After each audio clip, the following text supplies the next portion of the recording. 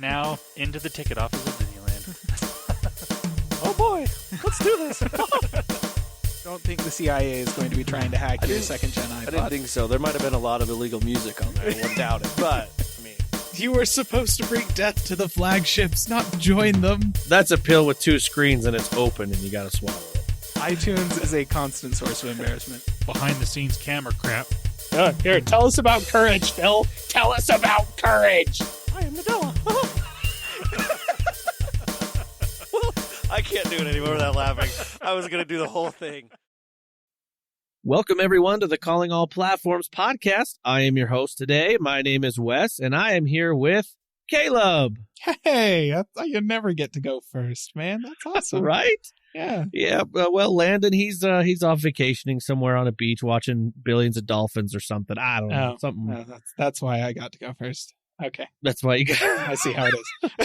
That's how it is. Because he's on vacation. Yep. He's out, you know. I guess we'll give him a vacation. He's showed up every time we've had a podcast. Let's be real. That's right. Kids, or listener, the kids are running the show now. This is gonna go super well. So if the audio sounds like crap, rest assured, it's probably our fault, not Landon's. Probably. Like, let's be honest. He gave us explicit instructions, and we're probably still screwing something up. But, oh well. We're going to give it a try. We're going to let us hooligans get away with this one today. You know what? We've got a lot to cover because we missed out last week. So we're just going to kind of dive right into this. We're going to probably skim through quite a bit of stuff. So let's go ahead and let's start off. Hey, 2 weeks ago, Microsoft had an event, hardware event. Well, they had quite a few things happen. I want to go ahead and talk about the hardware event for Surface, the stuff that they had released and announced. So they went ahead and they announced the Surface Pro 9 on there. So the big thing about this for the Surface Pro 9 is you actually get the 12th gen Intel, and they also said that there is a version of it that can be with a 5G modem. So everything else is pretty close to the same on there. You can upgrade from an i7 or go from an i5 to an i7. No new real aesthetics or anything like that. It's still Surface. If you are in the Surface ecosystem, you will enjoy this. It's a nice little upgrade. You can get because both models basically feature 13-inch 2880 by 1920 display, dynamic refresh rates, things like that. They can be configured to have 32 gigs of DDR5 RAM and a terabyte of storage, things like that. So they're pretty decent. They're pretty decent things. If you are, like I said, if you are in the ecosystem, this is something that's going to be really good. You are paying it's kind of weird to say this, the Microsoft tax, if you will. Yeah. Because usually Apple has a tax, everyone has their own tax, but just because this is a Microsoft hardware, you are going to pay. If you were to take the specs of this and try and build your own, you could probably get something a lot cheaper. I feel like with the Surface, really what you're paying is the form factor tax. Like, it's all of the engineering and the effort that goes into sticking these things into a specific chassis. And it's got to be quite a bit of effort because basically nobody else really does it. Like, it's kind of just Microsoft trying to pack a display and all of the internals into the same chassis, where everybody else is all like, look, no, we'll put the internals in the chassis down here where we can put, like, it's easier to dissipate heat, like, through the bottom of the thing and blow it out the back. And the display is not a problem. And Microsoft is just like, we're just making it difficult for ourselves.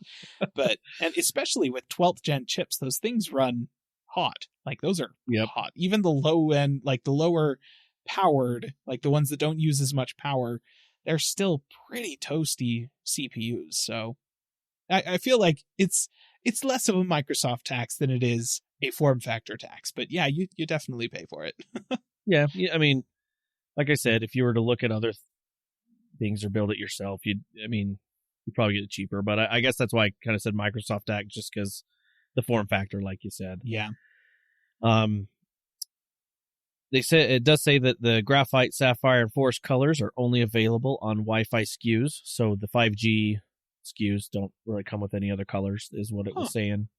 The prices start at for the regular Surface Pro 9 starts at $999, and the one with the 5G starts at $1299. A little bit of a jump, but also that can increase more as you put a higher, more RAM, more things, more stuff. Obviously, that will. You also will have to buy the keyboard and the Surface Slim Pen 2. They are sold separately as well. That's right. So. That's where they get you. That's where they get you. Oh, you want a keyboard for your laptop? No, that costs extra. Yep. So they are claiming that obviously you'll get faster speeds. The percentage they did say, let's see, faster speeds, more battery life. They've been saying that it's they're promising up to 15.5 hours of battery life on the Surface Pro 9. Okay. And then up to 19 hours on the Surface Pro. Well, let's see. Or I'm sorry, 15 and a half hours battery life on the Surface Pro 9. So they said that it's up from the Surface Pro 8 on there. Yeah. So so everything's kind of increasing. Things are doing good there. Like they also said the regular Surface Pro 9 has 2 USB-C ports with USB 4, Thunderbolt 4, while the 5G model has 2 USB 3.2 ports without the Thunderbolt. So, right. So that's kind of the big one there for the Surface Pro 9. Good, looks good, very nice looking. If that's what you're into, go for it. Yeah. Let's move over to the Surface Laptop 5. This one is featuring the same 12th gen Intel Core, the i7, the i7 and the i5. Just like in the Surface Pro 9. They do say that it is over 50% more powerful than its predecessor. Okay. That's what it says. You do get a choice between 13.5 and 15 inches, options that are available for the Surface Laptop. One thing that's really interesting about this is they did not do any AMD CPUs this year. Oh, that's kind of interesting. Yeah, they kind of went with all Intel, which is weird to me because, I mean, their Xbox is AMD. A lot of things they do are for AMD, but then the Surface Laptop, they didn't. So strange. Some partnership or some kind of, I don't know, something. I mean, Intel's 12th gen chips are nothing to sneeze at, so it's not like that's necessarily a problem. I suspect what probably happened here is that Intel had more money to throw at Microsoft than AMD did. Yeah, that's what I'm saying. Probably some contract or something like, hey, here's an extra little bit to put this in here. Yeah. Let's see. So it does say that with these models, they come with Dolby Vision support. They do say that there's no 120 hertz refresh rate though on these screens. Yeah. So, I mean, 60's fine. Yeah, I mean, for most things. And let's be honest, it's the Surface Laptop. Nobody's playing games on the Surface Laptop. They don't care about high refresh rate. They're doing office work. Yeah. They want the most comfortable, portable office experience, and that's fine. And 60 hertz is great for that. Right. They care more about having extra vertical real estate than they do about high refresh rate. And the Surface Laptop is one of the few laptops that actually gives you that. So, you know. Yep. So the Surface Laptop 5 will start at $1,999 for the 13.5 inch model. And then for the 15, it's going to be $1,299. Both versions are available to pre-order, and they will start shipping October 25th. Next thing they announced was the Surface Studio 2 Plus. What? No. Microsoft. The Studio. Yes. You know what's crazy to think about is this is the successor to the Surface Studio 2, which was released back in 2018. Uh-huh. So I remember. This is the 2 Plus. Oh my God. You know what's also interesting is there are no design changes. No. Wow. Okay. They did include the 11th gen Intel Core of the i7 CPU. Did they update the graphics at least, please? Or is they say that it's the Nvidia GeForce RTX 3060 laptop GPUs in it. So good. Because I'm sorry. I remember when the Surface Studio first launched, the thing that baffled me the most was that in the era of the 10,000 series Nvidia cards, right? Mm-hmm. The 1080, the 1080 Ti, those were the kings at the time. And they shipped this thing with a 970 or something like that. Like that was the generation GPU before. And we were all like, what? That's super weird. Surely they'll update it. And then they did, like to like a 1070 or something like that in the 2, right? In the second generation. And right. because AMD wasn't competing with Nvidia at all at the time, and Nvidia kind of just sat on the 10,000 series cards for ages, they kind of caught up for a little while. But then, yeah, the RTX cards launched, and then the 3000 series, and we're just like super deep into this whole RTX thing now. And I guess it's good that they're updating and adding this stuff. But my question, Microsoft, is still, as it has always been, when can I get this thing as a standalone monitor pen tablet? What the heck, guys? Like, there's no news on that yet.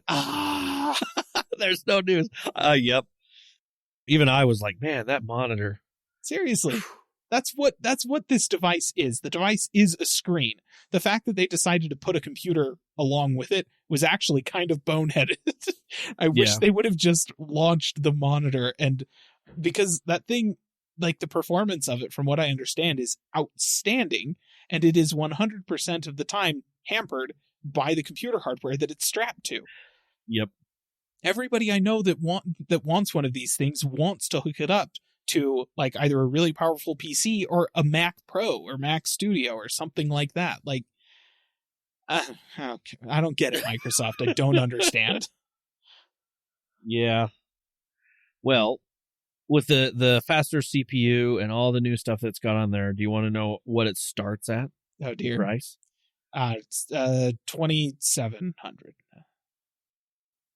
The Surface Studio 2 Plus starts at $4,499. And it will start shipping on October 25th. So you can pre-order today, Caleb. Microsoft. That was not creamer that you put in your coffee. That was crack cocaine. What the? Look, the GPU shortage and all of that nonsense that happened over the pandemic, that's over, Microsoft. Did you hear? Computer prices have come down quite a bit. Just because Nvidia hasn't gotten the memo doesn't mean you need to not do it either. Wow. Yeah, that's a lot. Okay. That's... Yep. It still makes no sense to buy that thing, because you can buy like a headless Mac Studio and a really big Wacom tablet or one of their competitors for about the same price. And you'll get a faster computer out of the deal, probably. I mean, I guess notable little updates and features it has. It does have the Wi-Fi 6, Bluetooth 5.1, that's Dolby good. Atmos speakers. And it does say it supports up to 3 4K UHD 60 Hertz external displays via the Thunderbolt 4 ports. Yeah, which is great, except that Mac Studio I was talking about will do 3 6K external display. Yeah. What the heck? That's okay. Well, that happened, I guess. Yeah.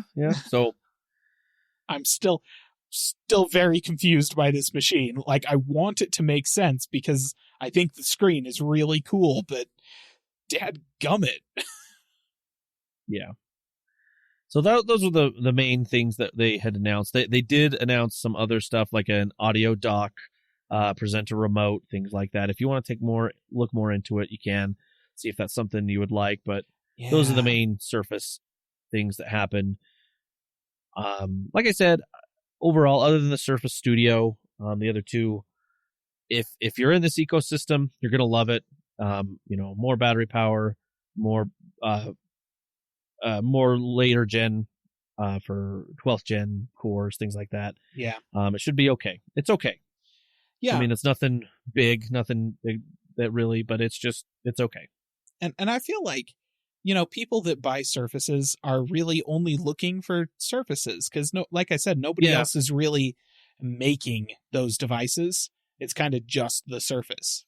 And so, that's fine. I'm glad that they're getting the device that they want. And the Surface laptop, generally speaking, reviews quite well. Like, people like the design of it, the fit and finish. They like that it's lightweight and it's very portable, but it's still reasonably powerful. It's good to type on, has a high quality trackpad, and the screen like ratio and stuff is really good for doing your business word processing, Excel type, database nonsense and whatever it is that you're doing with your white collar job.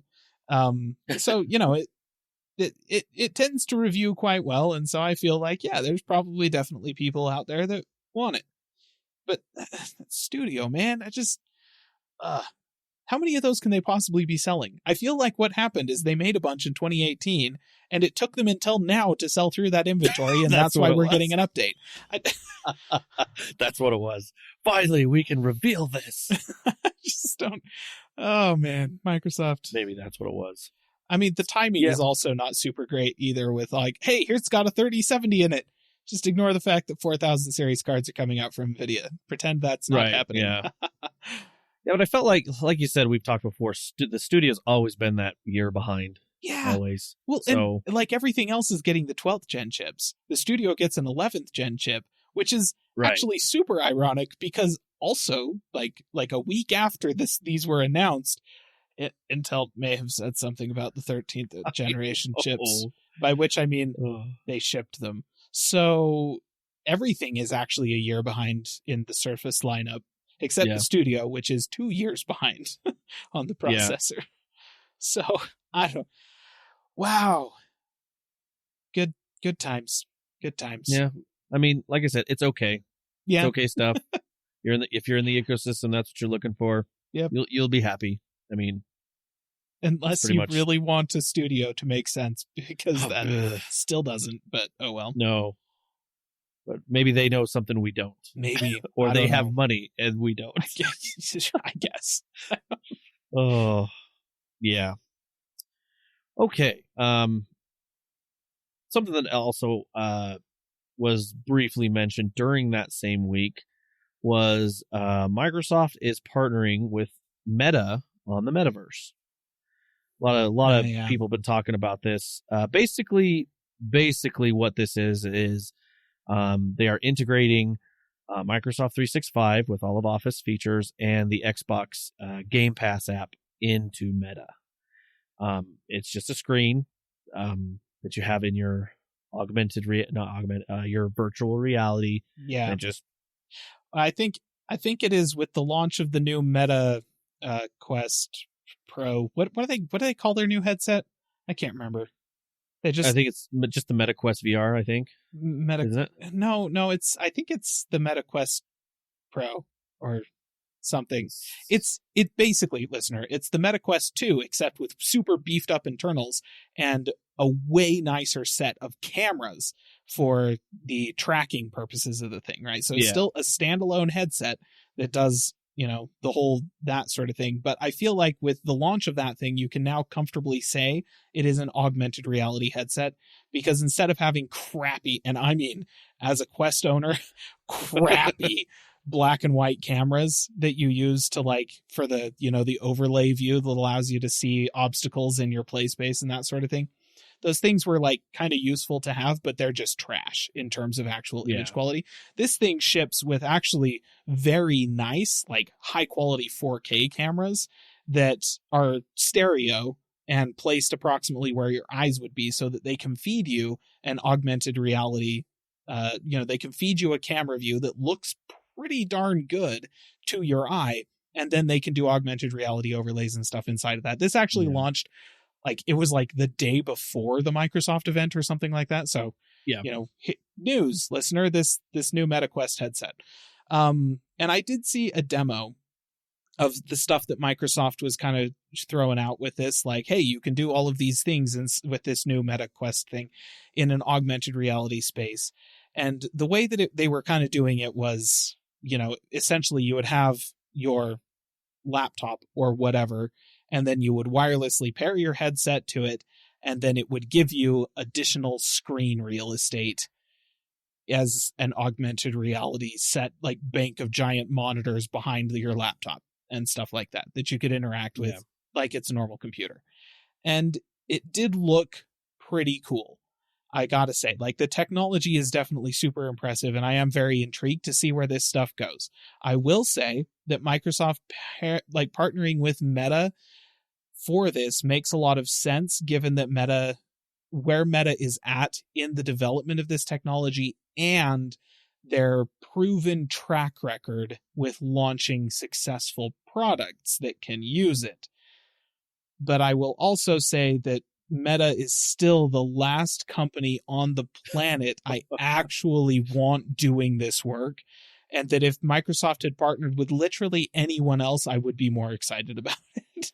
Yeah. Just because I am so nervous about the concept of Facebook owning the virtual reality space, like headspace that everybody ends up in. I've seen the movie Ready Player One. That's what it would be. Okay. Nothing good can come from this. So yeah, I mean, color me interested to see what Apple comes up with next year. And I would love for HTC, please guys, can we get like a Vive that actually people want to buy? Maybe that would be great. I'd love that. Steam, could you stop? I mean, I know the Steam Deck's really cool and you're making a lot of money with it right now. And I'm sure that the Steam, whatever your headset was called, I can't even remember what that the Index, the Valve Index. Yeah. I'm sure that the Index didn't necessarily make all that much money, but like, could you do a standalone, like you take a Steam Deck and pair it with an Index and like just make that be an augmented reality headset? I don't know. I just want anybody besides Meta doing this right now. So yeah. Like, cool technology. Microsoft seems to have implemented it pretty well. So I'm not throwing shade at Microsoft, but just generally speaking, this whole thing kind of has me concerned. Yeah. I mean, because of Meta and Facebook. Yep. Yeah. But yeah, so that's what that was. If you want to see that event or anything, you can definitely get on YouTube, take a look at it and whatnot, and anything else that they had announced, those little things for the Surface event. Speaking of YouTube, we're going to kind of move over there. If you are a YouTube Premium Family Plan subscriber, be prepared in November. The price is going to go from $17.99 to $22.99 per month. Yeah. That sucks. I'm actually a subscriber to the YouTube Premium. So, yeah. Dang it. Yep. Oh, well. I mean, I feel like they were kind of toying around with the idea of maybe restricting YouTube's 4K streaming to premium subscribers. I feel like if they had announced they were doing that and then announced the price increase, more people would be pissed. Right? Yeah. Because they would see that as like, oh, you're trying to get more money out of us because we want 4K or something like that. Like, it actually makes a certain amount of sense to lock 4K behind a premium subscription paywall. But introducing both of those, both that and the price increase at the same time, would definitely come across wrong. So maybe it's a good thing that they decided not to do the 4K restriction. Oh, actually, now that I think about it, maybe this is why they didn't do that. Because they knew the price increase was coming and the optics on that would be really bad. So they're just going to hold off for now. For now. Yeah. So, speaking of other subscriptions, I figured I'd go ahead and note this. Netflix. So their big thing they discussed was account sharing crackdown plans. They also did discuss cloud gaming on there. They are more interested in bringing more cloud gaming. So there's that. But the thing I thought was interesting was the sharing of your Netflix account. They have pretty much said the people that do not live in your household will need to use their own accounts to watch Netflix. The company is now already going to use IP addresses, device IDs, and account activity from devices signed into the same Netflix account to detect these devices.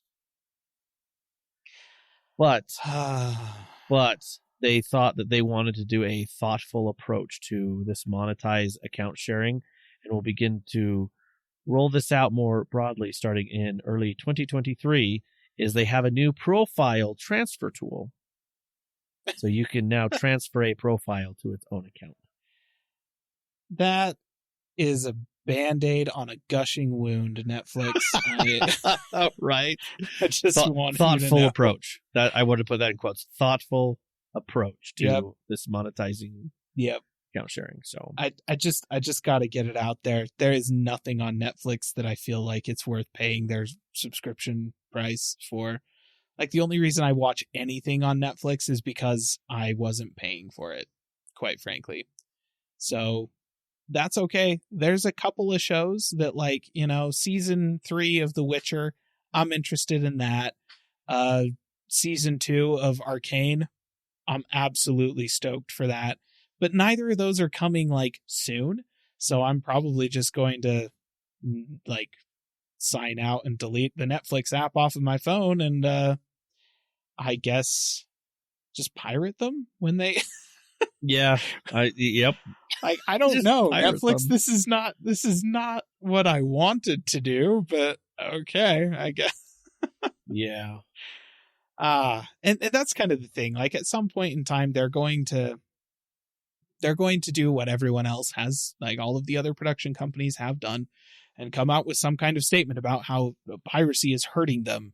It's hurting them and it's hurting the show makers and stuff like that. And, like, on the one hand, I believe that, yes, it is hurting the people who make good quality entertainment, and those people should be rewarded for their efforts. And if I was confident that the extra money I was paying was actually going to help them make more awesome content, then I would pay it.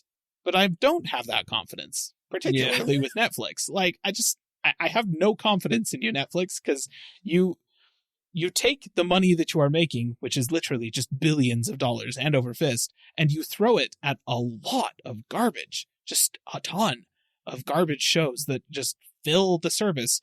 And like, none of the stuff I want to watch is, like, on there, like, anymore. All the shows have been taken off and moved off to their own streaming services like Disney or Hulu or whatever. And I don't know. It's a bad situation for Netflix to be in. I get that, because they're under obligation to try and, you know, like, boost their revenue and boost their subscriber counts and stuff like that. They got to figure out some way to do that. But I feel like attacking the people that are that are sharing accounts to watch your stuff is not the way to do that. I feel like if you want me to pay to help support the people making content on your platform, there are other ways that you could do that. Like, if you were to release physical, like, box copies, collector's editions of shows like Arcane, I would pay for that. Like, $60 to $100 for the first season in a box of Blu-rays. Absolutely. 100%. I'm there. Because, like, that show honestly ranks up with shows like, I mean, I'm a giant Trekkie, so yeah, shows like The Next Generation and frickin' Avatar: The Last Airbender, in terms of, like, the quality that it is. It's that good. And I would 100%. That is a good show. It's so good. We've been enjoying it. We've been enjoying it. We're, let's see. Where are we? Last episode we got to was when they were chasing, Zuko's sister was chasing them because Appa was shedding. Oh, yes. And, they were trying to sleep, but they kept finding, that one. So yes, that is a good one. No, yeah. Oh, and see, I have a boxed copy of Avatar: The Last Airbender sitting on a shelf right over here, like, because that's how I feel about these shows, and I want to pay and support the creators of these shows and that sort of thing. So if Netflix were to do stuff like that, and yeah, obviously they would make some revenue off of it too, but I would be much more willing to make those kinds of payments that rather than pay a monthly subscription for a service that I barely ever use. I don't know. I hadn't had Netflix for years. Gosh, so many years. And so I've recently subscribed to it for certain shows. So Avatar is one. And you haven't watched it yet, but Arcane is another. yeah, but like all these other shows that, I mean, okay, let's be real. I'm a goof. I love Adam Sandler stuff. That's all his stuff is on there. Okay, so, yeah, there you go. Okay, I'm a sucker for him and his stupid humor. I really am. But, and so for years, I've got all this other stuff. I got to catch up on, Castlevania. I've got to, all these other things. So right now, I'm okay. Like, I'm like, yeah, I get this, but I'm not sharing my Netflix thing with anybody. So, yeah. But no, I get it. Yep. See, and that's my thing is I'm pretty much caught up with everything on Netflix that I want to watch. Yeah. I guess, like season 2 of Shadow and Bone, like really interested in that, want to watch that. But if they're going to like freak out over me sharing a Netflix account with someone, then no, especially since like the person who's paying for Netflix that I'm sharing with is paying for like their full fat plan with 4K streaming on 4 simultaneous devices. It's a single dude. His household is not using 4 simultaneous streams, 4K streams. Like he absolutely can't do, because he lives, it's just him, So like, I don't know, it just doesn't make any sense. And I feel like, yeah, I'm not going to subscribe to Netflix. And he's going to be like, well, if I'm not sharing this with anyone, why the heck am I paying so much money for it? And he's going to downgrade his subscription, possibly kill it altogether and go to the ad-supported tier, which, I guess that's not killing it. That's just cheaper. But, I'm just saying, like, I feel like Netflix is going to end up losing money over this. So, anyways. I mean, they've been times. up and down so much. But, yeah, we need to move on. We got a lot of stuff. But, so, yeah, that's kind of what's going on there with Netflix. I guess I'll save this one. This one, well, this is more of a gaming. I'll save this one for gaming. It's weird. It's a weird thing, so I'll save it for gaming. But we'll go ahead and move on. Weird gaming stuff. Well, it's not weird. It's just like I'm interested in your take on this because it's really interesting to me, and I'm really interested to see what. Because I don't. Okay, so so we're not talking about the Activision Blizzard, right? Right. We don't really talk. But there's one thing that came out of this that I'm like. Interesting. Like, okay. So but it's with, we're going to talk about it, right? Okay. Let's just do it. Okay. Let's do it. Okay. So we know that there's a big battle raging on right now with the CMA and Microsoft. That is the UK's, what is it? What does CMA stand for? Basically consumer, they're the ones that are looking at this Microsoft deal in the UK, and they want to make sure that basically their job is to look out for consumers and not for businesses. Right. That's what their job is. But one thing, so they're going into their phase 2 because they want to go in depth with this thing. But one thing that Microsoft has actually come out and said about this Activision Blizzard thing, which I found is interesting that I never thought of, was, let me bring this up. So Microsoft actually wants to create a next generation game store on iOS and Android. And they have said that they want this acquisition of Activision Blizzard to spearhead this effort. And that's why they're trying to get this for their own mobile game store on iOS and Android. Are they talking about BattleNet? Is that so? I think that it's really interesting because that's what they're saying, that they're like, so obviously, they're highlighting, it's funny because, Sony's the one complaining, but Microsoft's like, yeah, we know Sony's complaining, but what we're really after is iOS and Android right now because they want to make their own game store on both those platforms and they want to spearhead, like I said, this is what they're saying. They want to take this on. And they think with Activision Blizzard, which include Diablo Immortal, Call of Duty Mobile, Candy Crush, all this mobile games, and they want to make their own app store on Android and iOS for these games. What the? Like, this is what was released. That's what they had said. And so that's why I was like, this is interesting. And I know it's different. And so I wish I had, like, let me see if I have a little bit more info so you can. So earlier in the year, they talked about how they wanted to have an open app store principle. They didn't partner, but they were behind the Epic Games and Apple when they had their fight. Like Microsoft backed Epic. And what's interesting is right now you can play Fortnite in the browser using like Bing. You can hop in and play, and it's free to just play, which is using the cloud. But this is something they've been talking about. But they said that they want to do this now. This is why they're doing it, because in the mobile space and the games that they have, and with Game Pass, they want to push that through in their own store. So I thought that was interesting, because I'm like, I never thought. So okay, with me telling you this, and I hope I've given you enough information, I want to know your thoughts on that. That's not what I was thinking, but it was interesting that that sounds an awful lot like, we're not actually that interested in Activision Blizzard, the thing that Sony's so scared of. We're actually interested in King. Like, that's why we're making this gigantic acquisition, is for the mobile game developer behind Candy Crush. Like, well, they have said that the two things they were looking at, they actually wanted Blizzard and they wanted King. Those are the two that they wanted. It's like, basically, Call of Duty can shove it. Yeah, no, that's what they're pretty much saying, because, it was funny, because they were at the beginning, Sony talking about, no, Call of Duty's this big thing and we don't want Microsoft to have control, la, la, la, la, and then Microsoft's like, well, it's not really that big. We don't, like, giving off these impressions like they don't care that much about it, but they do care. Let's be real. I mean, that's a lot of money. Sure. It's a lot of money. They already make a lot of money off of Call of Duty without owning the studio. And I feel like owning the studio that makes the game puts a lot of pressure on you. I don't know that they would necessarily make more money off of it just from owning it. And I feel like Sony would be able to continue to make money hand over fist off of the franchise. Like, like, that argument never made sense. And that's why I felt like that's the only thing that's the only horse that Sony has in this race.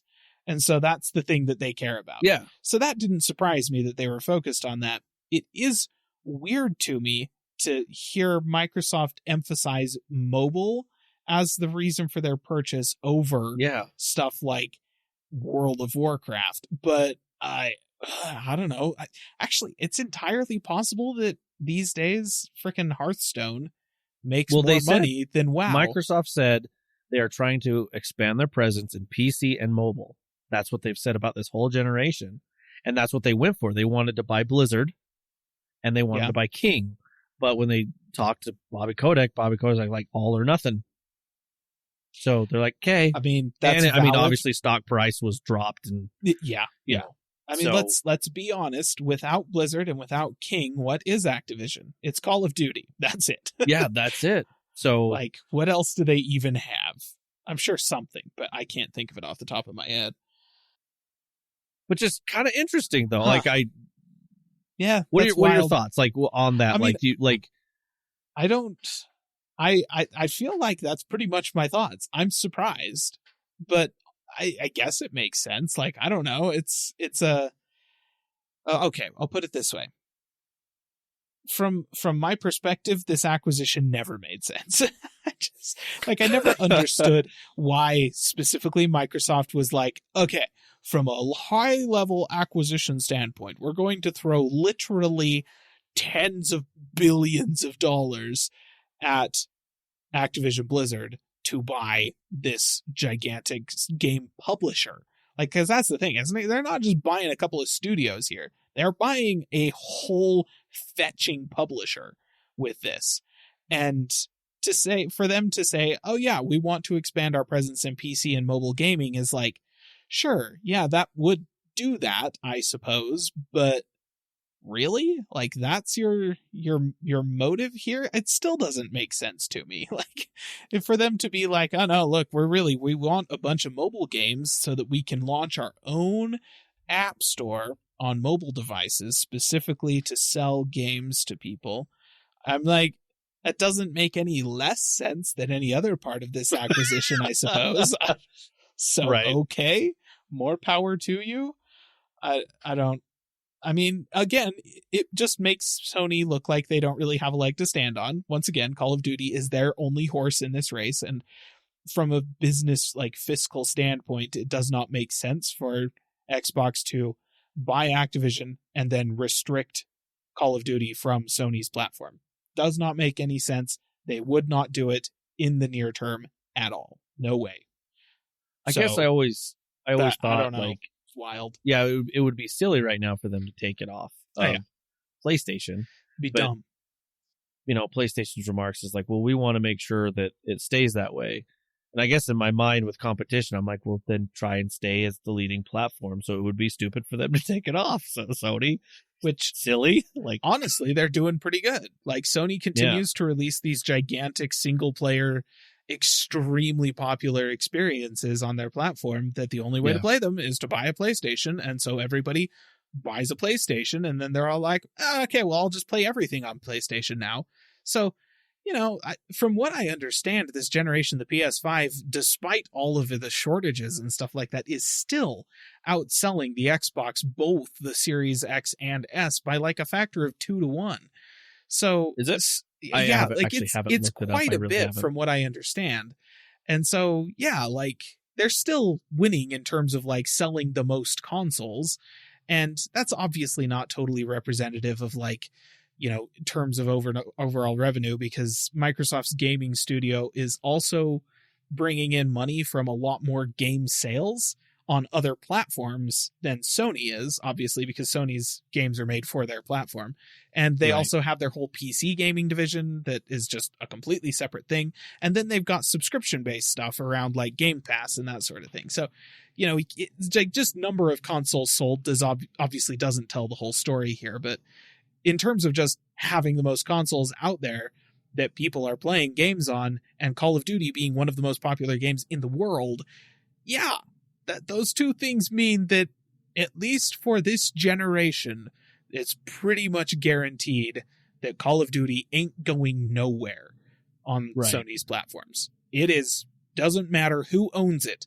Like freaking Tim Cook could buy Activision Blizzard, and he'd still have to keep it on Sony's. Like, he could probably take it off the Xbox. He could probably like take Call of Duty off the Xbox or off of Windows or something dumb like that, and it wouldn't make that much of a difference. But he has to keep it on the PlayStation because, gosh dang it, there's just too much revenue being made from that platform. So, I don't know.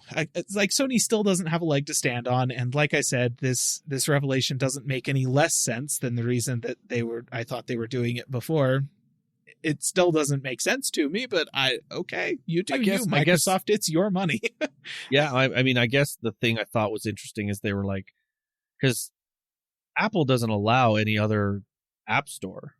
No, they don't technically, but there's a couple of ways that they could be thinking of working around that. Either they could be going for something, a cloud-based app store, which you access via the browser, in which case Apple can't do anything to restrict you from doing that. So they could do that. It would basically tie into cloud gaming and whatever. They could also be banking on legislation forcing Apple, and for that matter Android, to allow third-party app stores on their platforms. And that legal battle is playing out constantly around the world, and has been for, honestly, it's been playing out since before Epic. Epic was just high profile enough to get a lot of press attention for it. So, this is a legal battle that's been ongoing, and proponents of the, quote unquote open app store kind of holistic view have been making inroads in a lot of ways for years. So they may see it as inevitable that they will be able to put a third-party app store onto iOS and Android in the future, and they're just kind of banking on that. So it could go either way, maybe both. Maybe the near term is some kind of a cloud-based solution, and the long term is they're going to make it a physical app store. Who knows? But I feel like that, like from that perspective, like I can see the reasoning there. I just feel like it's weird that they decided to go for that by buying Activision Blizzard, because they don't necessarily have a ton of experience developing app stores. Like they own the IP for a lot of games, So they'd be getting King's entire catalog in addition to a couple of other mobile games like Call of Duty Mobile and Hearthstone and Diablo Immortal and stuff like that. Yeah. But I guess maybe they just want games to put in the App Store, because the only App Store that Activision Blizzard has is Battle.net. And that, I'm sorry, if you've ever used that to peruse the Activision catalog of games, it's trash. Like it works. Yeah. It's great for Blizzard, and that's it. Yep, that's it. I don't know. This is weird. Yep. That is weird. It's different. It really is. So that's what I mean. That was part of it. That's like I said. I was kind of more thinking it was interesting. They were trying to put their own app store in iOS and Android, and just how that where their head was with it. And I was just like, oh, that's interesting. I don't know where their head is with any of this thing, honestly. No. Hey, but you got your wish list. You wanted Microsoft to buy Blizzard. I did. That happened so early on in the year too. I don't even remember what's on the rest of the wish list. I got the one item I was not expecting to get, and gosh dang it, I don't care about the rest. So that's pretty much all the news for Microsoft or something I want to talk about. I do have a couple more gaming, but we'll leave that till later. Caleb, you got a couple things. Let's get started on that. I do. Okay, so this past week, listener, Apple had an event. No, I'm just kidding. It wasn't. It wasn't actually. It wasn't an event. It was a 10-minute YouTube video. So they have, as of this past week, launched new iPad Pros, a redesigned 10th generation iPad, and a new Apple TV. So the iPads were introduced with a 10-minute video, and everything else just kind of showed up on the Apple store. And these buy. Right, yeah, it was, pretty much. So the iPad Pros now feature the M2 processor, and also a hover mode for the pencil. If you are using that as a cursor or whatever, it basically turns it into a mouse, like you use if you have a connected mouse. And if you've used like a Wacom tablet or something like that, then it's like that, So that'll feel familiar. Beyond that, the display and camera hardware appear to be identical. So nothing else has changed. It's just now you get the M2 and hover mode for your Apple Pencil. Sick. Now, thankfully, they did not jack up the prices on the line like they did with the iPhone, despite, it's similar amount of updates.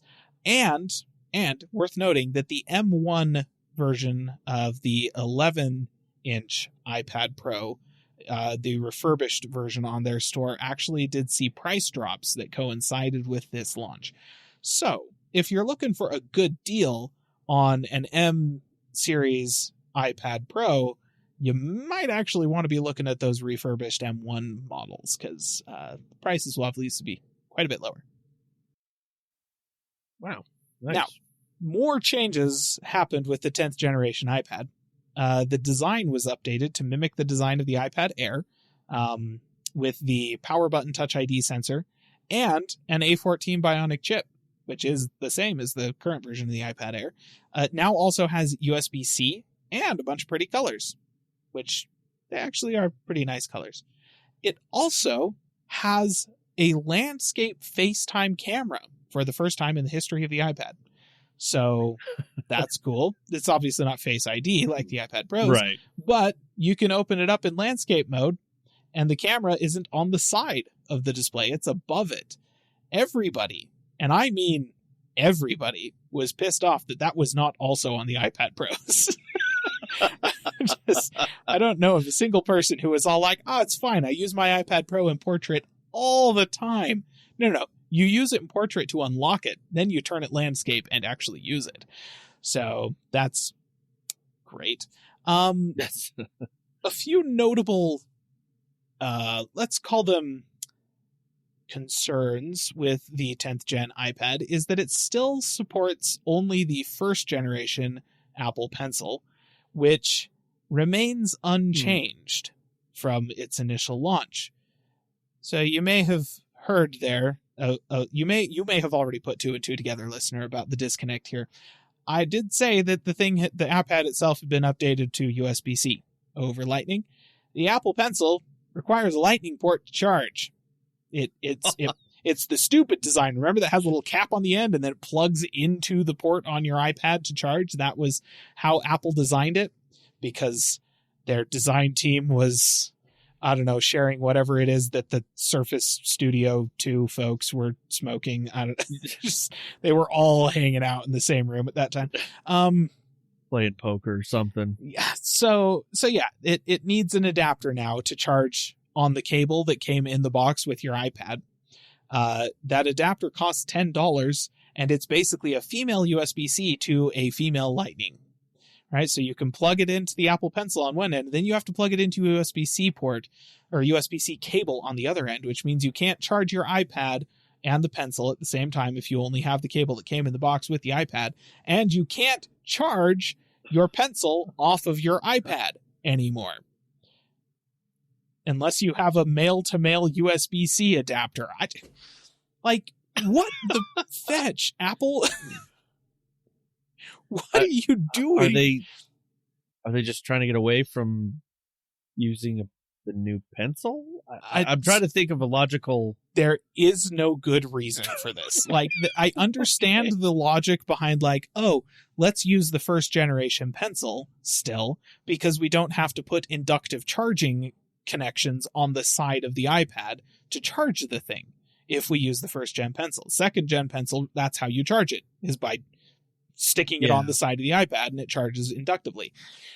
So I get that, but the decision to then make it basically impossible to charge your Pencil off of your brand new iPad, like, at all. So me, as a previous generation iPad Pro owner with a first generation Pencil, if I were to buy this iPad, I still have the adapter that came with that iPad that would allow me to plug it into a standard Lightning cable and continue to charge it off of the same cables that obnoxiously continue to charge my phone and that sort of thing. So, like, you know, It's not a big problem for me. But if you're somebody who's new to the iPad and you go and buy one of these things and they're like, oh yeah, and it supports this Pencil, and you take that Pencil home with this iPad, you're going to have a Pencil you can't charge. Apple? So. Yeah, that's not good. Also, the 10th gen iPad no longer has a headphone jack. So that's great too. Awesome. Thanks. Just sweet. Wow. They did introduce a new 2-part keyboard folio case. It's the Magic Keyboard Folio is what they were calling. And so this basically has a kickstand that sticks onto the back of it and then a keyboard that sticks onto the front. That looks like a big old case of the Nopes at $250. Just don't spend $250 on a keyboard for your sub $500 tablet. That's dumb. Like, don't do that. No, just buy a Bluetooth case from somewhere. Wow. Also, 10th gen iPad now costs, I said sub $500 listener, you may have caught that. Not sub 400, sub 500. Was deliberate. It's now $450 instead of $320. Oh. So that's cool. They're still selling the 9th generation iPad on their store for $330 like it was before. And I'm just going to be honest, that one makes a ton more sense. Like, yeah, if you can charge your pen. Yep, you can charge the Pencil off of it. That's a big plus. No, it's like, it's a nice refresh. It's a nice update. It looks very good. The addition of USB-C and the landscape camera, honestly, these are all good things. And then they kind of ruin the sauce by making it only compatible with the first generation Pencil, selling a keyboard case for it that is just stupidly overpriced, and then raising the price of the iPad itself. Like, the thing that made the 9th generation iPad so compelling was that it started at $330. And at that price, absolutely no other tablet on the planet could compete with it in terms of usability, support from the app ecosystem, and just, you know, being a very high quality device. So cool. Thanks Apple for updating that iPad. I really appreciate it. Both of these iPads, I'm so happy that you made a 10-minute video about this. Yeah. At least they didn't throw an event. I mean, let's be honest. If this had been an event, I would not be annoyed. I would be frothing at the mouth. Like, there was nothing here to brag about. Why did you try to brag about it for 2 hours on a stage? Okay. The other thing that they updated that was not a part of their video, it just kind of was updated, and they didn't really say anything about it, was the Apple TV. This is indicative of how Apple feels about the Apple TV. So, that's fair. It is actually a redesign from the previous generation. It now starts with 64 gigs of storage for $130, which you may note is down quite a bit from 180, I believe the last generation 4K was. And it now has the A15 Bionic processor and supports HDR10+. Those are good. You may note that the A15 Bionic processor is actually a year newer than the A14 Bionic processor in the 10th generation iPad. Just a weird little quirk. I don't know. There's also a 128 gigabyte version of the thing that retails for $150. And if you want Ethernet and Thread support on your Apple TV, you now have to get that one. But like I said, the previous generation that had Ethernet and Thread support was $180. So it's still discounted, and you get double the storage of the top-end version from last gen, and I don't know, it still has the good remote, and it comes with HDR10+ support now and a newer processor. Like, honestly, it seems like all in all, pretty good deal. Especially when you consider that the chassis for it is now, considering the updated processor, thinner and fanless. Interesting side note, I did not realize that my Apple TV had a fan. I genuinely had no idea until this announcement came out, and everyone's all like, oh my gosh, they took the fan out of the Apple TV. And I was like, there's a fan in that thing? Okay. Wow. I had no idea, but apparently there was a small metal fan in the previous generation of Apple TV, but this is now thinner and does not require the fan. Also, just pièce de résistance. The new Siri remote it's the same remote as the last generation, which was a massive upgrade over the stupid glass-faced piece of trash that launched with the original 4th gen Apple TV. That thing now charges via USB-C. Hey. Yep. So, let's keep score here, listener. With the update to the 10th generation iPad, all of the iPads are now charged via USB-C. All of the Macs support USB-C. The Apple TV remote charges via USB-C. And the iPhone 14 is still powered by a Lightning port.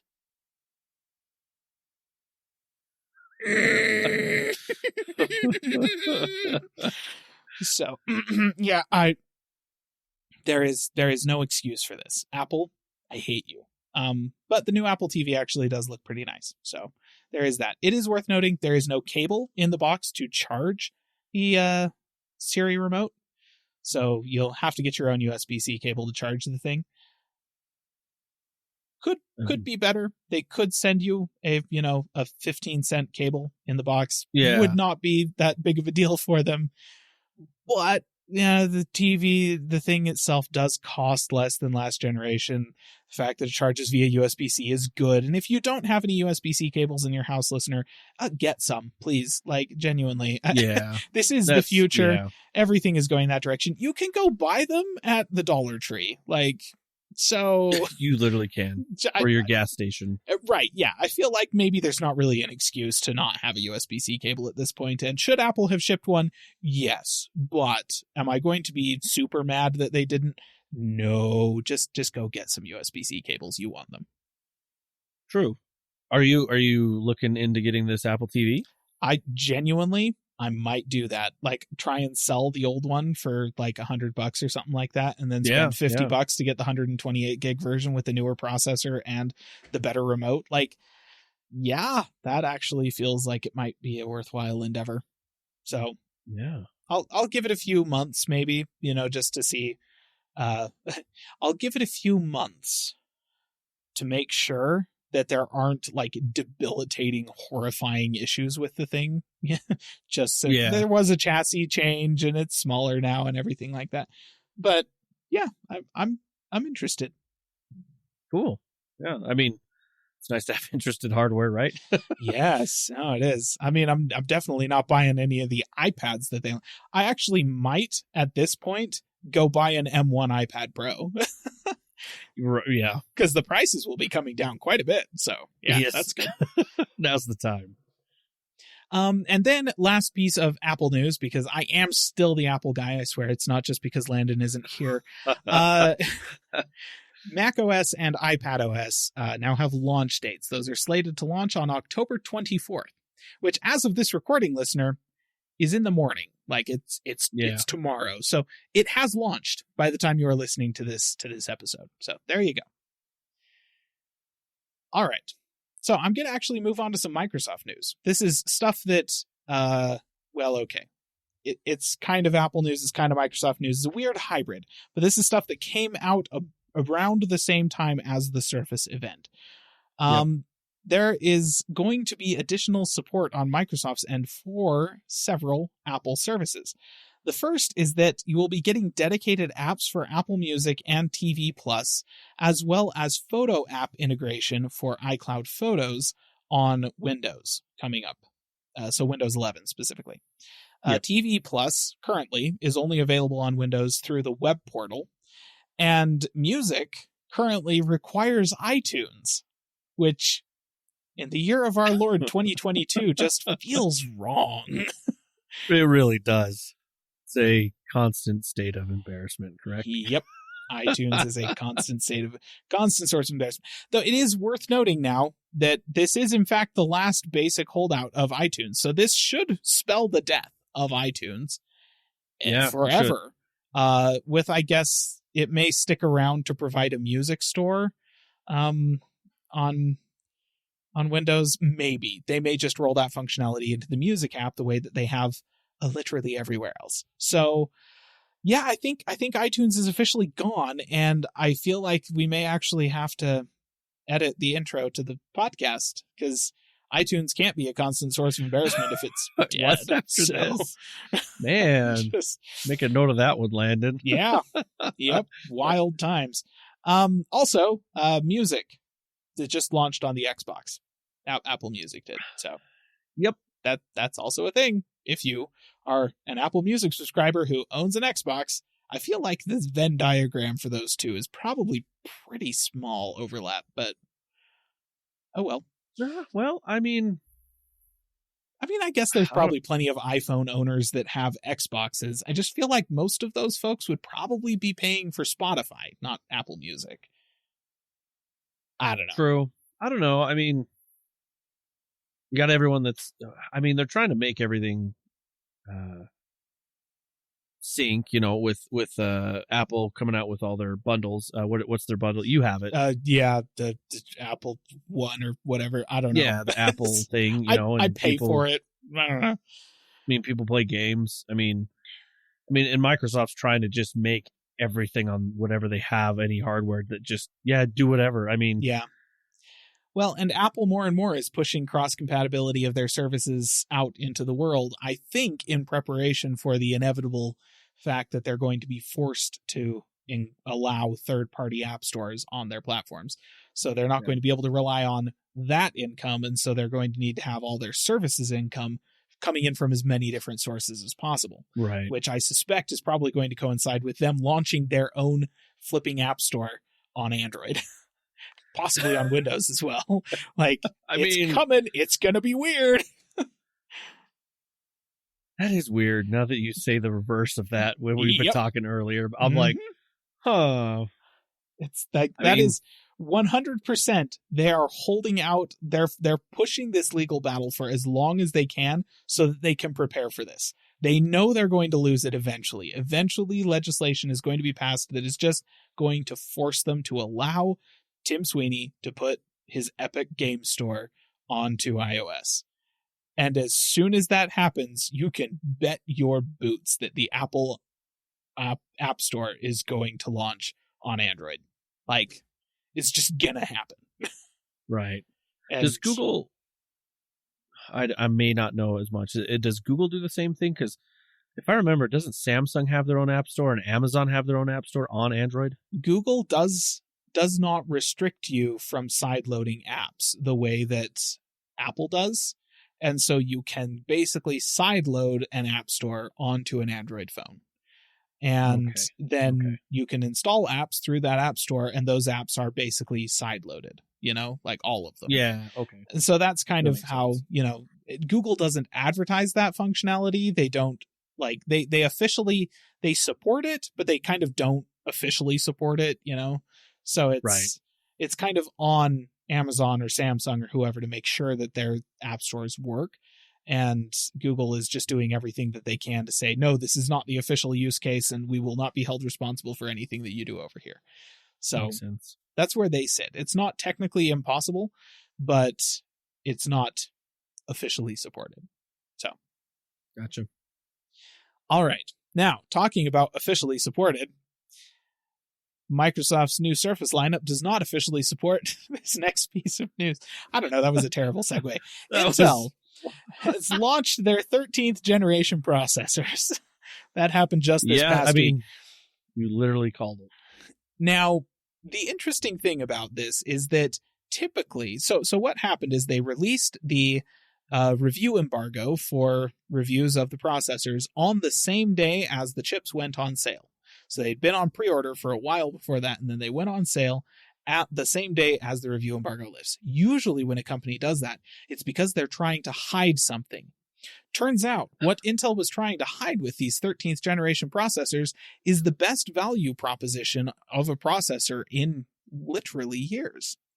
So I don't know why they were trying to hide that. I feel like they might have gotten more day one sales if they had let the review embargo go earlier. I don't know.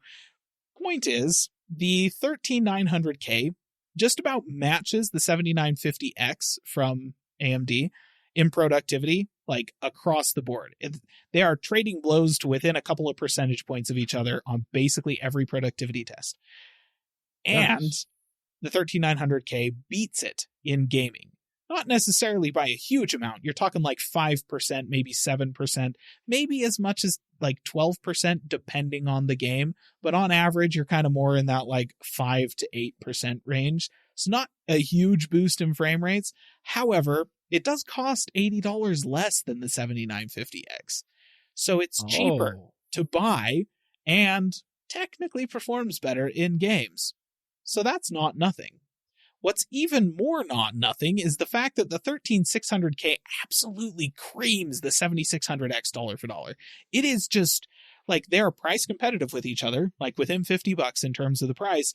And the 13600K, I suppose maybe not surprisingly, because in addition to having the 6 performance cores that matches the 7600X's 6 performance cores, it also now has like 8 efficiency cores to just kind of help out with additional processing on the side.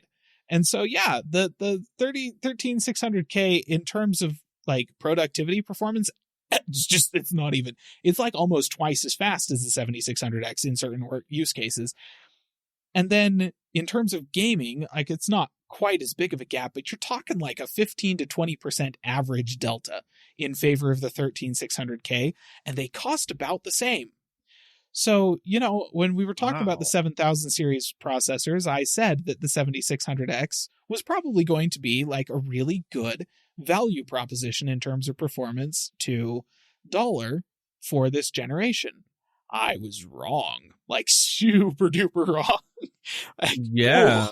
I mean, in addition to that, the AM5 platform is brand new, requires DDR5 and a whole bunch of new motherboards, none of which, like, we have not seen the cheap motherboards that AMD promised. Those just haven't appeared yet. Even the B650 motherboards, they're just not as cheap as AMD promised. So you have to buy a whole new platform to go with your 7600X, and that platform costs more than Intel's platform because their 13th generation processors are backwards compatible with the 12th generation motherboards. Just give them a BIOS update and you're all good to go.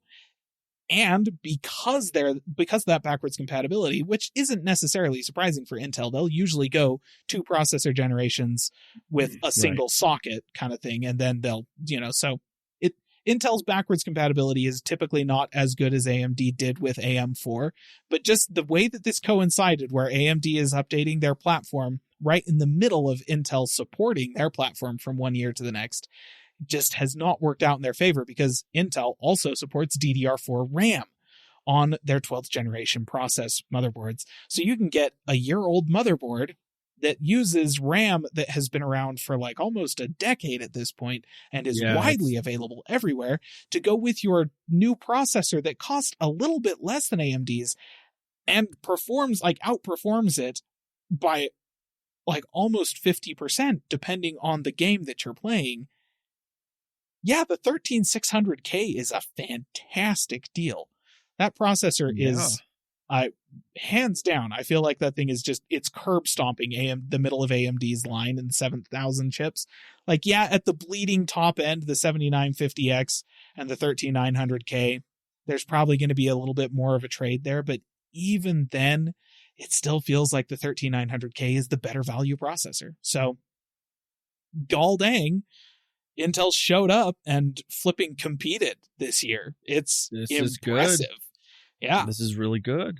Now, the processors are not totally free from complaint. They run even hotter than last year, so that is something to note. They've always had that problem, though. They really do. The 13900K, like we just talked about, how AMD's AM5 platform basically exists because they were just sick and tired of the power and energy limitations present on AM4, and so they're like, no, we have to get rid of these bottlenecks. And so AMD's processors also saw a significant jump in their TDP and their power usage this year. However, not to be outdone, Intel released the 13th generation processors and made another jump of their own.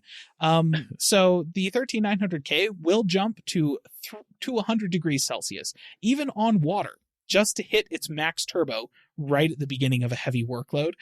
And overall, that chip can, in sustained workloads, suck back almost 400 watts. Them's GPU power numbers, okay? Like, that's like your GPU is an entire computer inside of your computer that tends to draw between like up to 300 watts. And new GPUs, like the ones that we complain about, are super power hungry, like, the high-end RTX 30 series cards and the 4090, which is actually just a beast all unto itself. Yeah. Those draw about 400 watts, and we whine about that. And here's a CPU that by itself is drawing like 350 watts? Intel, what? So... They're trying to compete, man. I mean, holy crap. Like, if you are buying a 13900K, all I can say is you need the best cooler that you can possibly get your hands on. I'm not talking about, like, do not skimp on your cooler for this thing. There is no budget conscious cooler option for the 13900K. You are buying the Noctua NHD15 tower cooler, the one that comes with the 2 fans and has the dual stacks of fins that like stick off of your motherboard almost a foot. Those things are gigantic. You're either getting that or a 360 millimeter radiator, like or a custom water cooled loop. I don't know. That's what you're doing when you buy the 13900K, just to be absolutely clear. You're not going to be able to buy this thing and kind of squeak by on like a Cooler Master Evo 212 or something like that. Just no. Right. Wow. And in fact, even the 13600K is very power hungry and it produces a ton of heat. So if you've been, kind of just phoning it in with your Cooler Master Evo 212, great up to this point, but you're probably going to need to update to something a little bit beefier, just saying. So yeah, that's something to be aware of. That being said, this is still the most competitive that Intel has been since like Ryzen launched, basically. I guess maybe since second generation Ryzen launched. But yeah, really impressive showing from Intel on this one. And maybe very good. It's a very interesting cherry on the cake here, but for the past almost a decade, AMD has held a really interesting crown. The highest clocked processor in the world. Really? Which was, shockingly, an AMD Bulldozer-based FX 8000 series chip from back in the day. Those things were trash, but somebody managed to overclock one of those to 8.7 gigahertz. Oh, so that was beat by somebody on a 13900K just this past week. They got it up to 8.8 gigahertz. So, dadgum. Obviously, that's on liquid nitrogen. So, like, obviously, you're not gonna see anything like that out of your Intel processors, listener. Just to be clear, heat your house. Yeah, absolutely. So yes, that was Intel's launch. It went pretty darn well for them, and they got this nice little cherry on the top of, hey, we finally beat an FX 880 or 8650 or whatever those.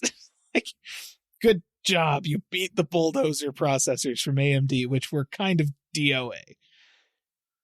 I want to say, though, like, it is good to hear. Like, it really is, because we want the competition. You've been asking for it. We've all been asking for it. I have been loving the past year. Like, 12th generation was actually competing pretty well with 5000 Ryzen 5000 series. And the fact that, like, Ryzen 7000 series was immediately eclipsed by 13th gen. Oh, so sweet. I actually love this. This is what competition tastes like. It's amazing. Now, interesting little tidbit. AMD seems to have strategically let leak details about CPU updates that are expected to come at CES at the beginning of 2023. So has anybody ever heard of 3D V-Cache? This is the thing that AMD stuck onto the top of a single CPU from last generation and instantly rocketed that thing to the best gaming PC in the world. Okay? In fact, that processor tends to compete pretty darn well in gaming tasks with the new 7000 series and 13th generation chips, though it turns out that only actually applies in cases where the games are technically GPU bound, which means that you're going to see it, like the 5800X 3D will compete pretty well on every graphics card on the market except the 4090. So unless you've dropped $1,600 on a 4090, the 5800X 3D is still a really good bargain, a really good argument to be made for a gaming PC because of that 3D V-Cache.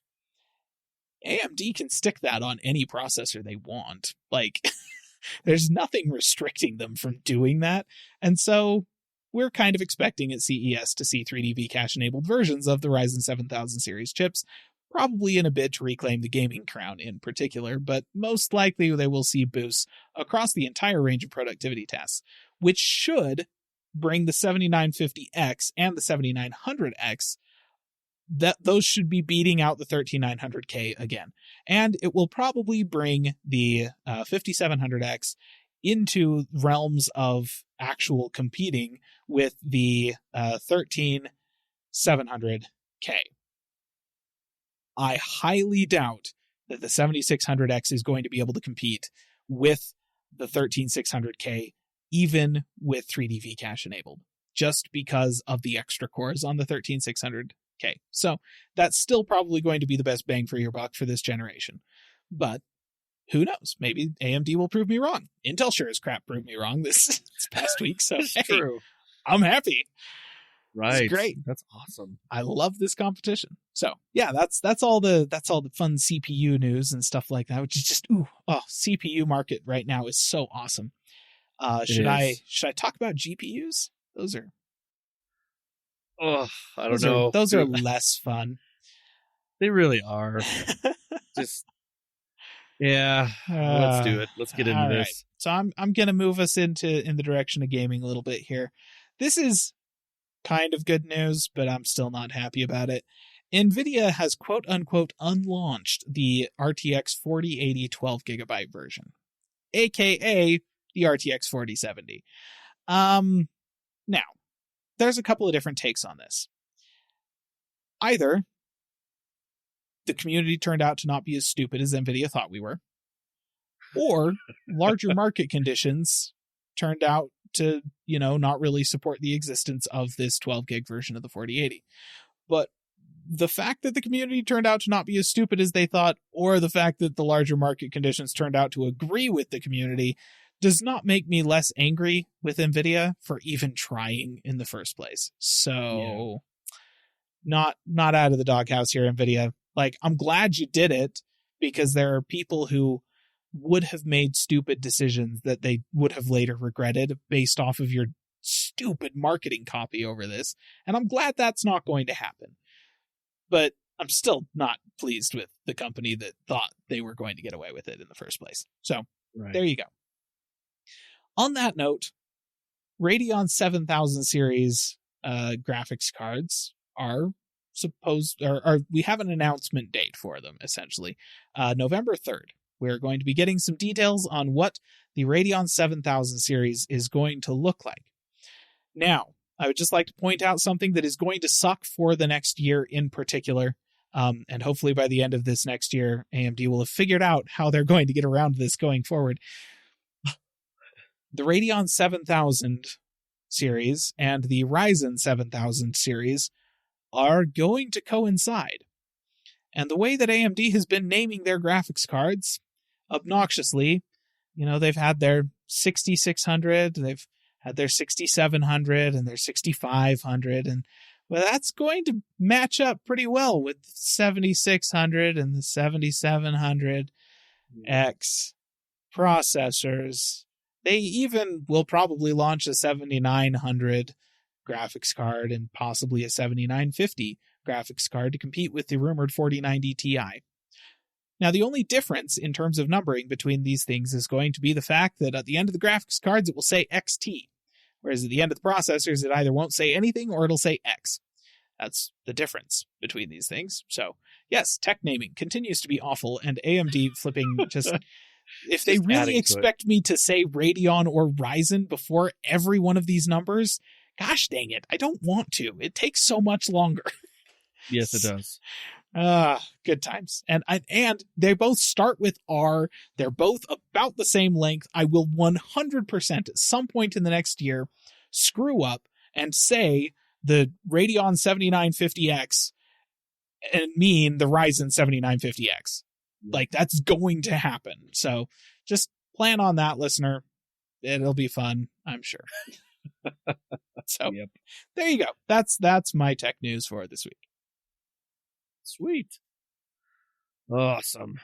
Well, let's go ahead and let's get into some gaming, shall we? So let's talk about controllers. It's the holidays. People are needing their controllers. Well, let's first talk about Sony. Sony's PS5 DualSense Edge. This is the controller that is their elite controller, I guess you can call it. It launches on January 26th for $199. So, boy, bet they're real disappointed they couldn't get that out before Christmas. Yeah, January 26th just seems a weird date. Yeah. Feel like that has to be because of some kind of delay somewhere. Yeah, I agree. I think something, but yeah, so I think I've heard a lot of people are excited for this on the PlayStation side, so which is cool. Along with that, Xbox, they have reintroduced their design labs for their controller, and they actually have added their Elite Series 2 controller to be designed. Oh. So you can actually, before you couldn't, it was only for regular controllers. Yeah. You can just pick the colors, pick all this. Now you can do your Elite controller. Oh. And you can do all sorts of stuff, do the engravings, do all that. You ought to check it out. It's actually pretty cool. They've added more colors, more things like that. And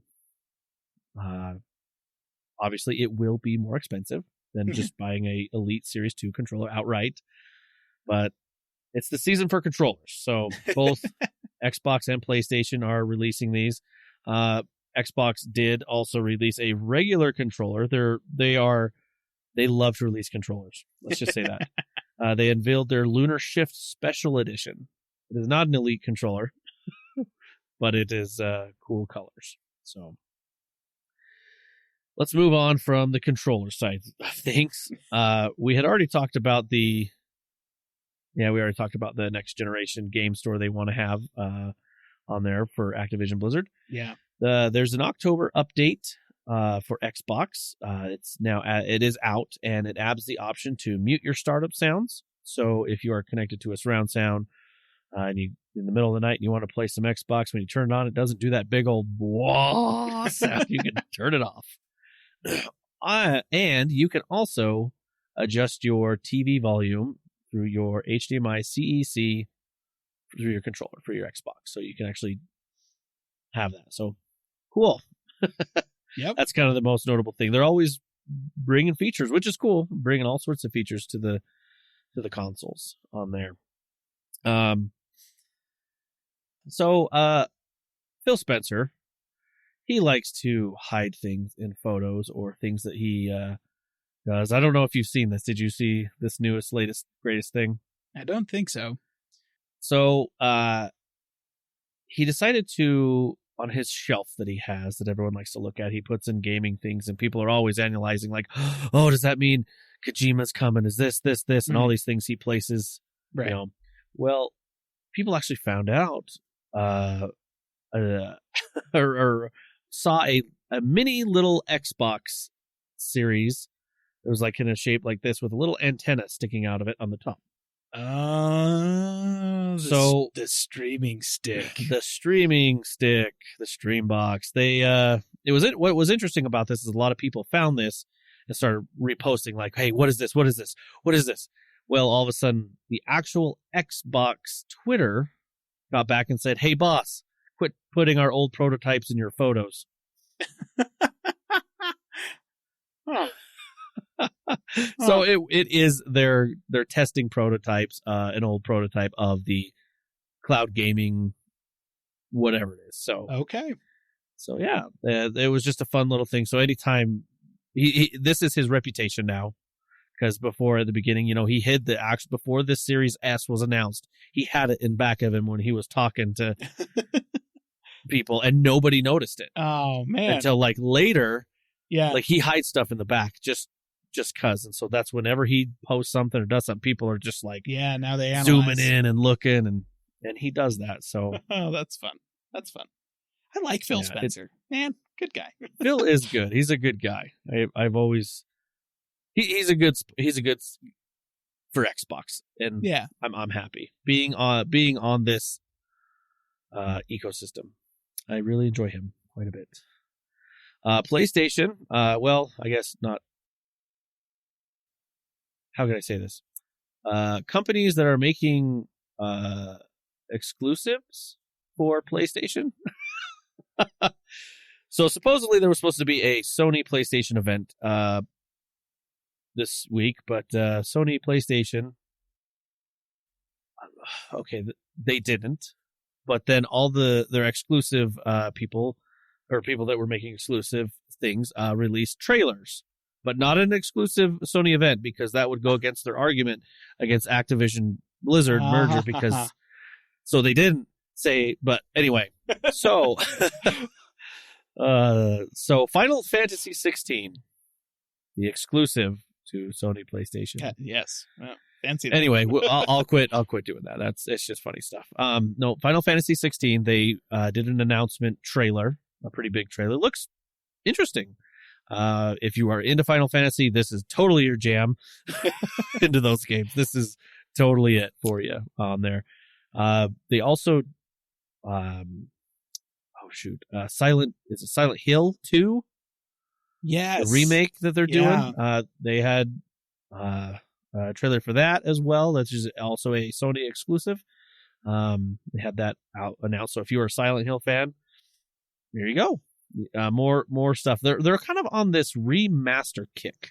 Yeah. For a lot of their games and things like that. So this is just in their wheelhouse. They're just remastering it. So, and I will say that from one perspective, it's kind of like, why? But also there's a lot of really great old games that your nostalgia glasses make them look a lot better than they actually looked and that sort of thing. Yes. And so it's kind of nice to basically like, oh, here's Resident Evil 4, except it looks as good as you thought it did. Yeah, and well, stuff like that. Your mind does play tricks on you Oh, because I've done that to some games that have been remastered. I'm like, oh wow, this does look pretty good. So, for example, like Halo, I'm like, this. Oh yeah, this really does look like how I remembered it. And then you push the button that takes you back to the old graphics, and you're like, whoa! Yes. I did that. Oh my heck, I did that in the Master Chief Collection a little while ago. Yep. I'm just playing along, and I'm all like, you know what? This looks good. This looks okay, even by today's standards.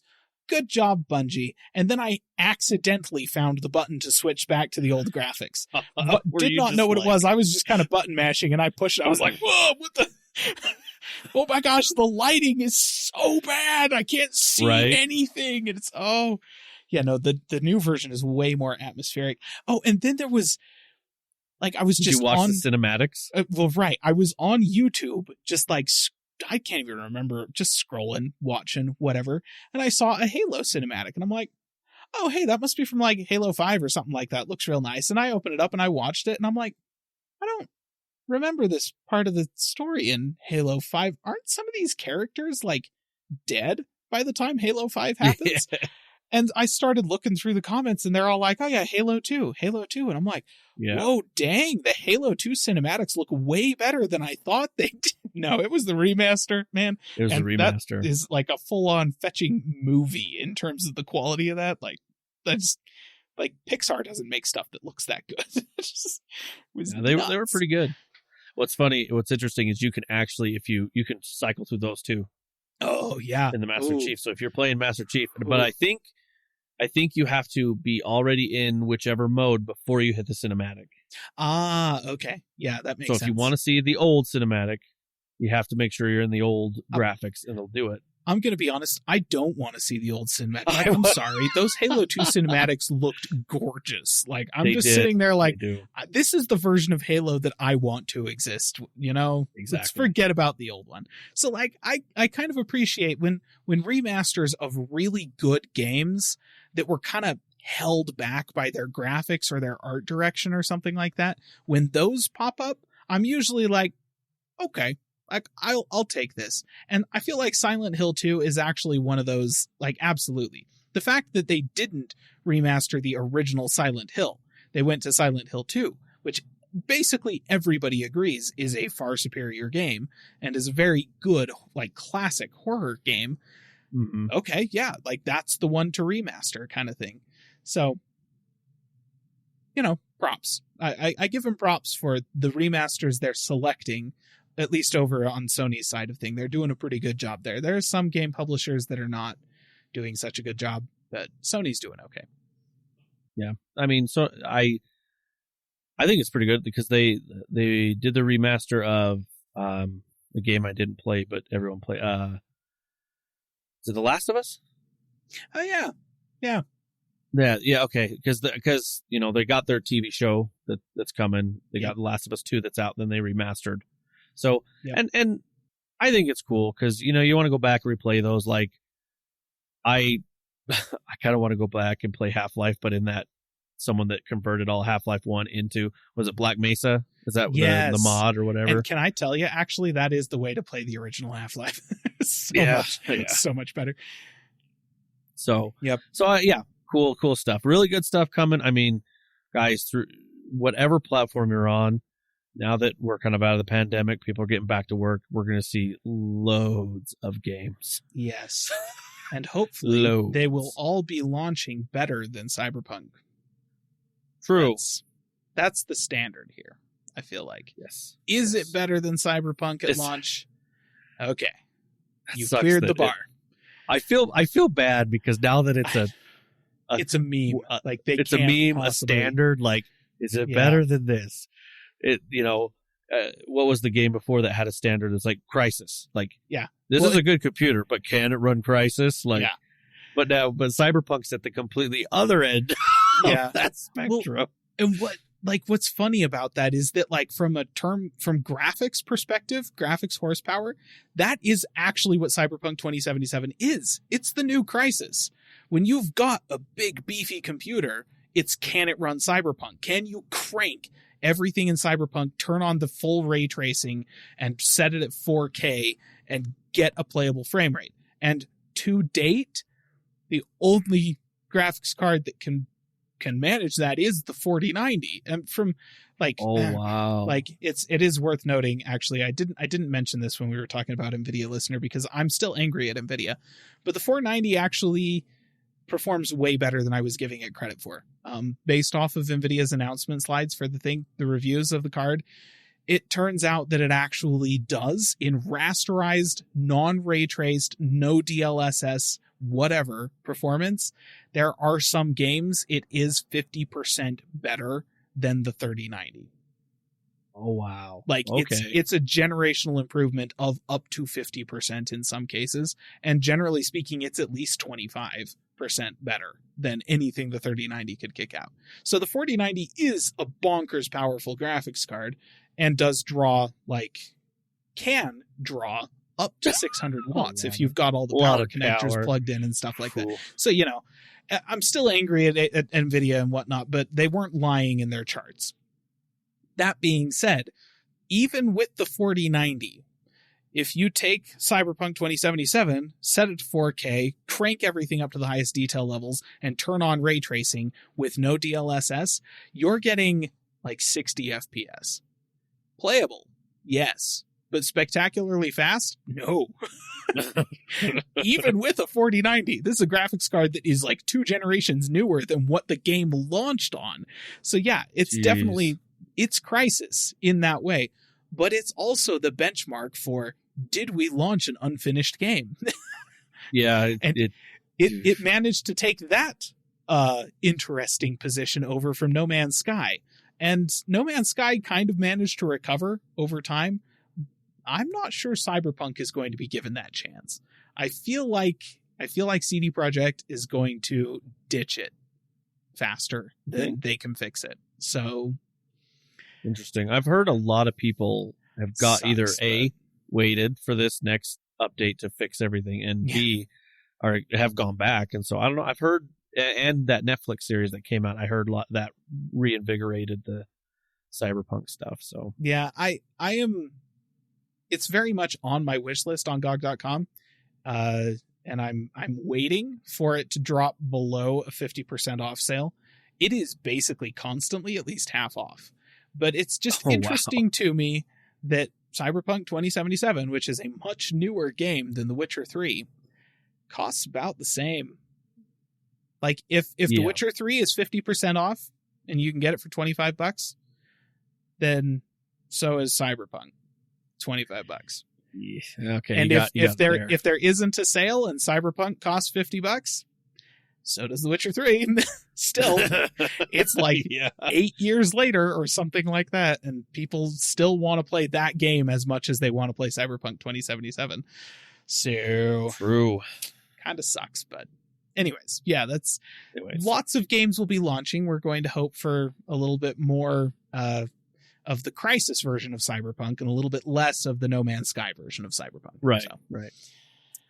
Well, and I did want to mention something that we used to always mention, but kind of faded away. But I'm gonna bring up the hype back for this. Overwatch 2. Oh yeah, October 25th.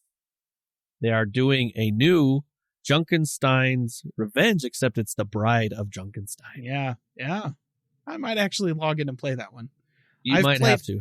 I've played 3 matches of Overwatch 2, and I will admit I probably wasn't doing myself any favors when I immediately logged in and tried to play the new support hero. She's different. She is not a support hero. She's a DPS with healing. That's like saying that Soldier 76 is a support hero because he can drop his healing station on the ground. I don't care who you are. She's a DPS. No. Yeah. She's those headshots. She's basically Genji with healing. Oh my heck. So I don't know how to play her. I do not know how to play her. I made it maybe 3/4 of the way through that match, and I was all like, you know what? I want to feel like I'm actually contributing to my team in some meaningful way, and I switched over to Lucio. Wow. It's very interesting. the meta. I'm still trying to figure it out. I've played a few games, mostly with the PC/console combination. Yeah. But sometimes I'll get on the console, and that meta is completely different, obviously. But what's really interesting is when a console player plays with PC, and I found this out, and this might be interesting to you, listener, if you do the same thing I do. If you find yourself sucking a lot more and not hitting your shots, well, this is why. If a console player is playing with PC, they turn your aim assist off. Just off. So there was one day, so I was sitting there, so for a while I was sitting there and I'm like, for the longest time, I'm like, am I getting old? Like, are my reflexes getting bad? Like, I sat there, I was so like confused. I'm like, I am not hitting my shots. What is going on? But then like the next day I'm like, oh, I'm going to do a daily or two. And I would rock people, rock it, like headshot. But then like I'd hop on with my brothers that are, whoever that's on a PC. And then all of a sudden I'm just like, it got down to the point where I'm just like, I'm just going to play Reinhardt or Brigitte. Like, but I would play Reinhardt and it was fun. And I think I'm pretty decent at, with Ryan if I have a decent healer with me or at least something, and it's a lot of fun. But just so you know, if you're feeling like when you're playing with your PC friends and you're just not hitting your shots, your aim assist is turned off. And Blizzard did that on purpose. And they're like, yeah, we're just going to just eliminate it. Yeah. So if you're playing that way, that's what happened. If you crossplay on console, you're going to really get to feel the PCMR whole deal. Like, I will tell you though, it definitely prepares you for going back to the console pool. Because like I said, I was wrecking fools. That's fair. Like wrecking people. Like, it's those moments of like, I am so good at this game. And then I get on with PC and then I'm like, I'm not hitting anything. Okay, if I can't just play so this. you know, that happens. And I found this out later. So, but then again, we're going to start playing the PvE stuff as they come, and that's going to be a lot more fun. So. Oh, heck yeah. Let's be honest. That's what I'm actually waiting for in this game. Yep. I'm waiting for the PvE to launch next year so that I can just buy that and then play that game. Like, that's kind of right. That's kind of where I'm at. Overwatch 2 doesn't feel different enough from Overwatch 1 so far for me to really be super interested in it. But I'm going to try the new Junkenstein thing because it's PvE and it's new. So, yeah. And it's fun. So, and we're going to have to see if we can try to get together and do that and maybe stream. Yes. And that would be good. It'd be good.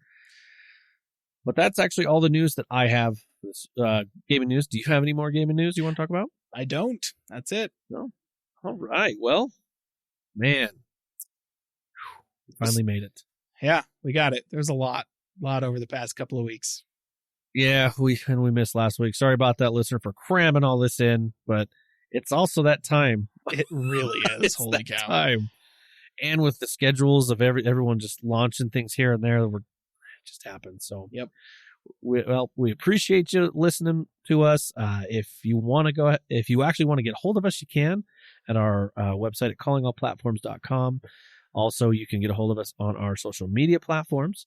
You can also, if you'd like to, you can support us on Patreon at our Patreon on there. And if you want to check out our YouTube channel, haven't had anything recently on there, but hopefully we'll get some Junkenstein stuff on there that'd be soon. Good. That'd be good. That'd be fun to put on there. You can look at that on YouTube at Calling All Platforms on there. All right, dear listener, have a good week. Bye-bye. See ya.